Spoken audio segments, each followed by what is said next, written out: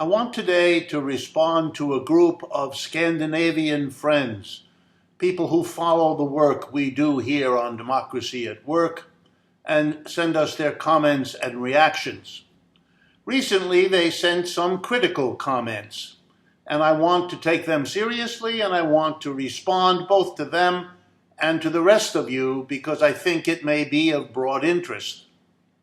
The criticism basically was this, that in celebrating a new kind of socialism for the 21st century, one that focuses on microeconomic transformations, namely the democratization of enterprises, workplaces, worker co-ops, rather than the 19th and 20th century kinds of socialism which stressed more macro-level changes, the state taking over from private enterprises and state planning taking over from markets. And their criticism is that this interest in worker co-ops existed before, and that I am inadequately celebrating, acknowledging, particularly something called syndicalism, which was very strong at the turn of the 19th into the 20th centuries, and that in some ways the 21st century socialism I talk about is a return to, or a revival of, you might say, the syndicalism of the past.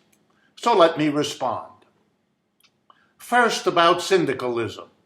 Syndicalism comes from the French word for labor union, syndicat in French.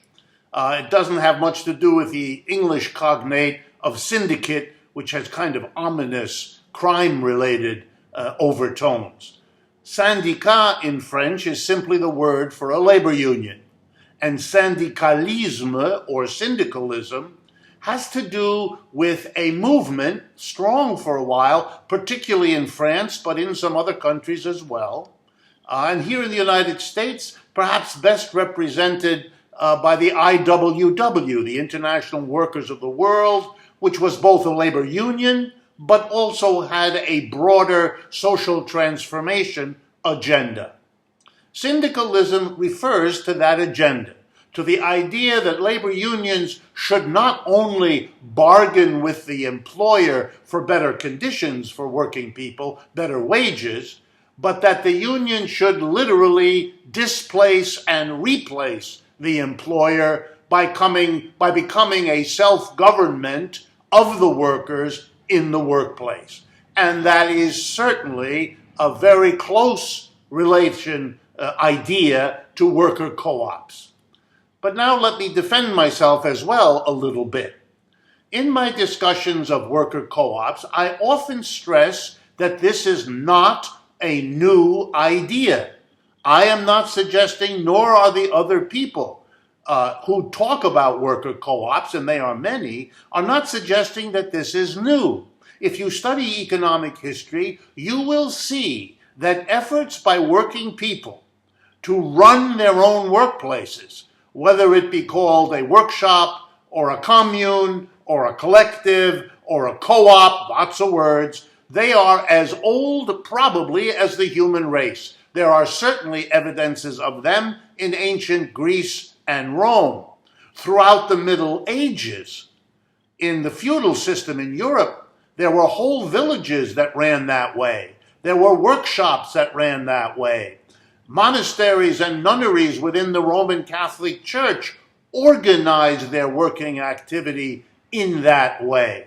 And throughout capitalism and the transition from feudalism to capitalism, which took centuries, there were all kinds of experiments along the way that were precursors to the modern worker co-op. Syndicalism is another one, and it deserves to be recognized in that role.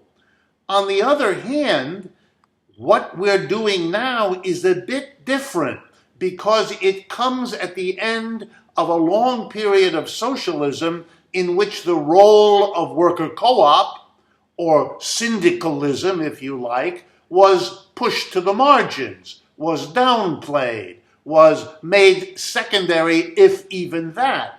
And the whole thrust of the new direction of socialism its next phase is to bring all of that back and make it front and center. But there is no intention and no desire to do any kind of placing in the shade the precursors, both those in recent past, like syndicalism, and those in the ancient past, which historians are right now rediscovering and re-emphasizing in the same notion of moving forward toward them that is represented by our ideas about 21st century socialism.